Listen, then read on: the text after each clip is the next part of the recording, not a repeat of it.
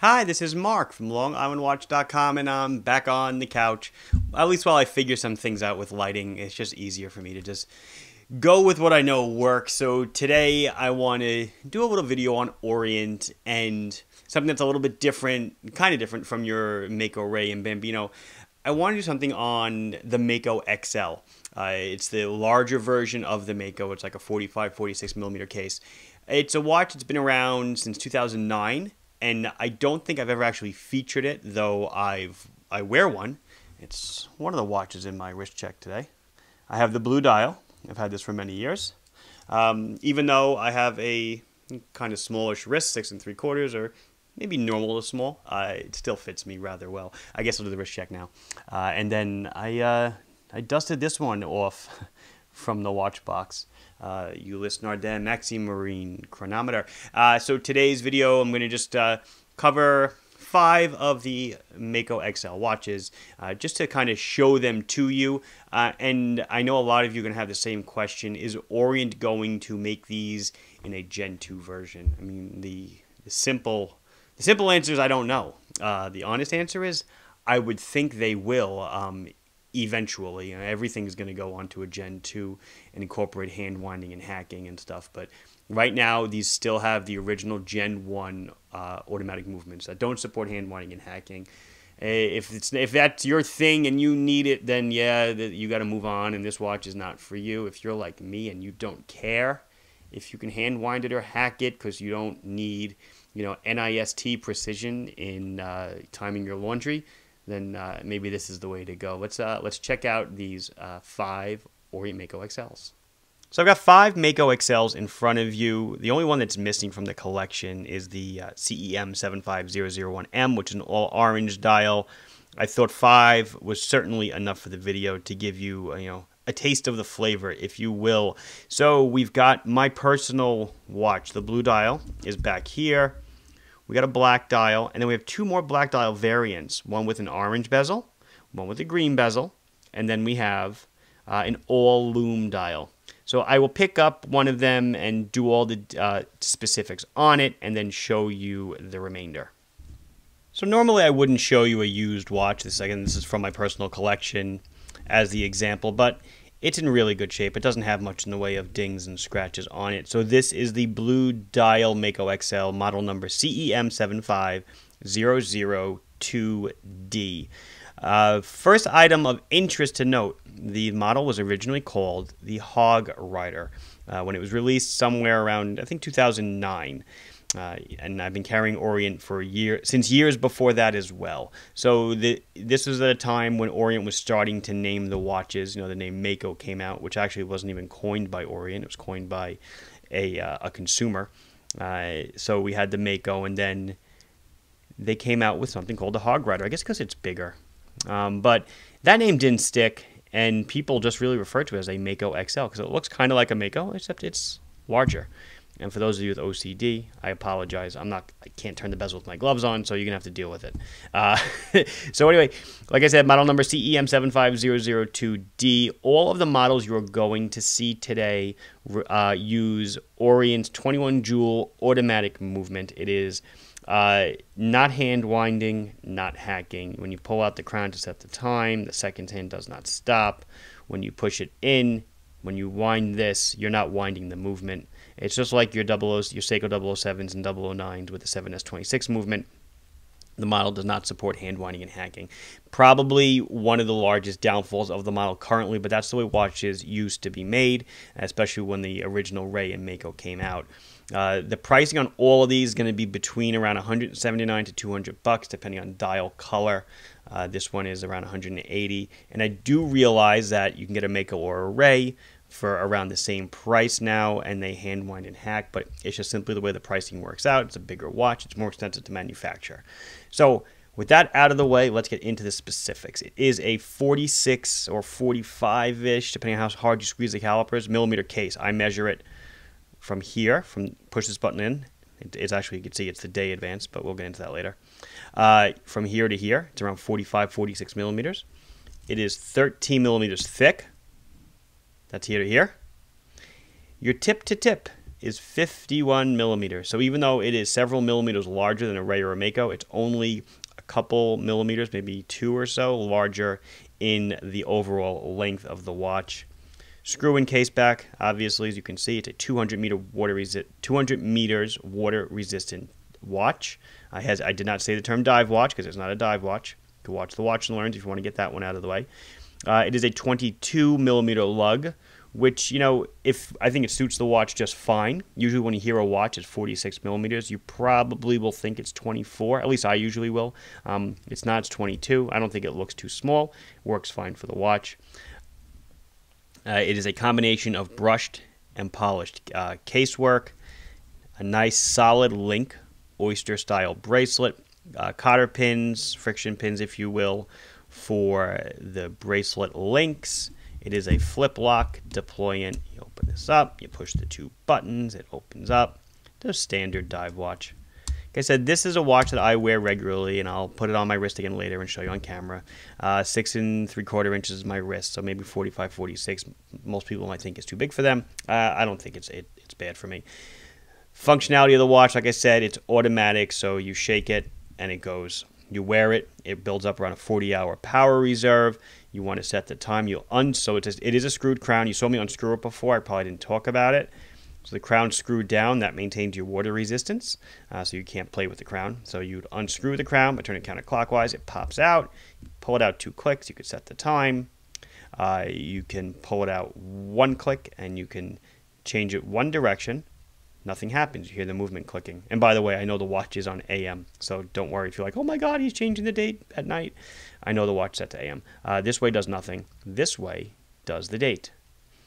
What the heck is this extra button for? Well, all your Makos and Rays used to have this button as well, except it was a screwed down. It was a screw down pusher. When you press it, it advances the day wheel. The day wheel, like most of your Seikos and Orients, are dual languages to support various markets. You press it once, it goes to the other language. You press it again, it comes back to the original language.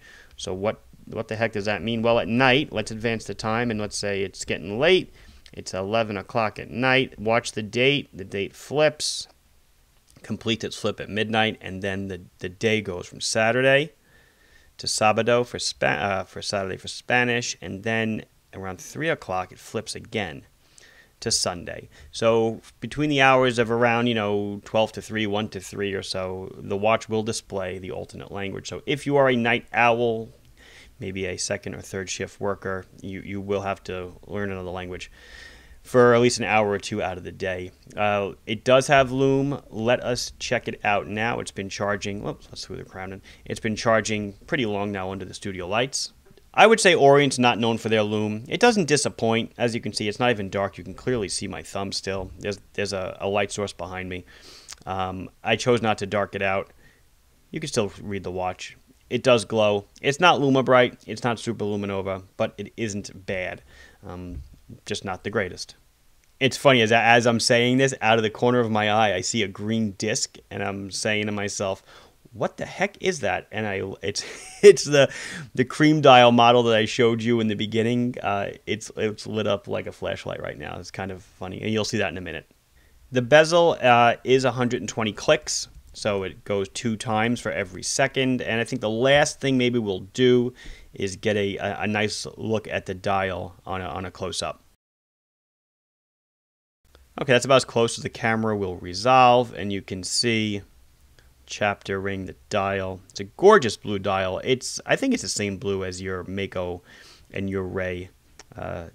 Obviously, that's why I have it. It's sunburst. It's quite mesmerizing. I think Orient has one of the best blues in the business. Really, really nice looking watch. The hands are silver. If you think they're black, they're not. It's just reflections. I'll bounce them up against a white surface, and then you can see they kind of turn silvery white. So they're reflective silver with luminous paint in them. So the last thing I'll do before showing you the other varieties is I will bring up a Ray. Ray Mako are the same size. You can see it next to a regular Ray. This Ray had some water tightness issues, as you can see. So this is one of the junk bin watches. You look at them side by side. Would you say this one is 4 millimeters larger than this one? I'm going to try to put them on an even plane here so you don't have any sight issues, you know, where things are further away or like this. Ooh. So, yeah, I don't think so. You know, the bezel on this is bigger, so the glass isn't tremendously bigger. And I guess if you want to know the dimensions of the glass, well, let's do that. So the crystal is coming in at right around 32 millimeters on the XL, and it's right around 31 millimeters on the Ray. There was like a 30 or 45 second area I just removed from the video there because I had to measure both of them a few times because I can't believe that the crystal size is barely different, like maybe by 4% or so, the difference in crystal size. That's amazing. And then I noticed on the Mako XL there is a silver ring, or the rest of the bezel, if you will, right there before the crystal starts. I think you can see it. Whereas on the Ray, there is not. It goes from bezel insert to crystal. Okay, it's enough. Let's move on to the black version. So this is CEM75001B. It's the same watch. Black dial, black bracelet. This is your standard black dive watch, just in a little bit bigger case. Still has a screw down crown, secondary pusher. These are all, you know, for now until another gen comes out, these are all quote-unquote Gen 1 models. Because you really don't name them Gen 1 until Gen 2 pops around. But so this is the black model. And like I said, this model also comes in a green bezel variety. This is the CEM75003B. Green bezel. Same watch, just has a green bezel insert. Okay. It's really nice looking. Actually, it's the green is awesome. They should have done a green dial like this. That would have been killer. And then one more time, we take the same watch and we swap it out for an orange. And I guess we have the Planet Orient, if you will, Planet Ocean, Planet Orient, orange bezel, black dial. This was, I would say, back in 2011 or so, this was a hot watch. Not that it's not hot today, but it's definitely tempered because it's been out for many years. And the watch sold decently, and I don't know, an internet rumor started circulating that it was discontinued. And of course, when that happens, everybody has to start buying what they think is going to get discontinued because everyone wants what they can't have. So we started selling them like wildfire. And then we ran out, and then we get them. And there was some customer somewhere in the Midwest. He was buying 10 or 20 at a clip at full retail, which was, I was kind of like, what are you doing? But whatever, he's paying. And then it turned out he was trying to hawk them on eBay at double or more the selling price. I said, okay, well, hey, if I guess if you can get it, go ahead. I don't take advantage of customers, but if you want to, you know, go ahead. And sure enough, within like 6 months, the floodgates opened and we were getting these by the hundreds. And I guess his business idea kind of went out the window. Anyway, this is the CEM75004B, you know, and then the last one is the CEM75005R. This is the Loom dial that I was telling you about before. Let me put the orange one down, excuse me. So this cream-colored dial is all luminescent, and this thing glows really well. Pop. I mean, check that out. And I like what they did here is that the markers are not luminous. The hands are outlined. You can still see what time it is really clearly. But look at how, I mean, look at my, look at my glove. Look at it. My glove is actually lighting up from the Loom of this. And no, you can't use this to navigate a dark room at night. It's not going to double for a cell phone flashlight. But that is absolutely amazing. That's Loomalicious. If you like Loom, I guess this is your watch. Amazing. And because I like to get off topic a bit sometimes, around the same time, 2010, 2011, I noticed sellers over in the Far East, I think it was Singapore, were selling this model with this bezel. It was so awesome looking. I wanted to get it for myself, but I couldn't. You know, I had to commit to buying like 1,000 pieces, which back then I was not in a position to do. Really killer looking. I don't know what the reference number was. I think they might have also known with the green bezel. It really looked hot to the point where I tried for fun to pop the bezel off and swap them. And, well, guys, if you're thinking about it, don't. I don't know how the bezel is held on. It's super glue or something because it doesn't pop off like you conventionally think it would. there must be something with the construction, or I was just doing it wrong. I can usually get a bezel off. This I could not remove. So I will finish up, of course, with a wrist shot. And again, this is mine, so it's sized for me. Yes, it's a little bit loose. I guess because it's, it's still cold, but I could probably take the micro adjustment in one dot. And I didn't mention that the clasp has micro adjustment, 3-position micro adjustment for, if you're looking for half links and stuff, that's the way to do it.